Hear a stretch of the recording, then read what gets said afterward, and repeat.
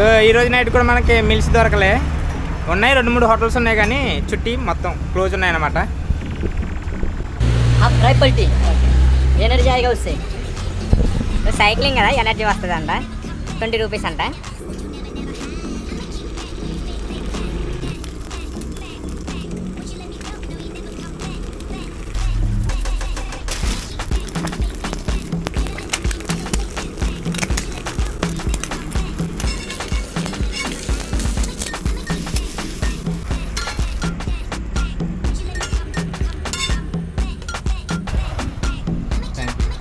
So మన ready అన్నమాట.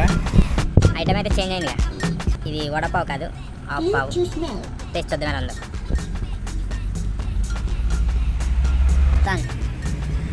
చాలా బాగుంది. తర్వాత నాకు 4 మినిట్స్ కావాలి. సూపర్.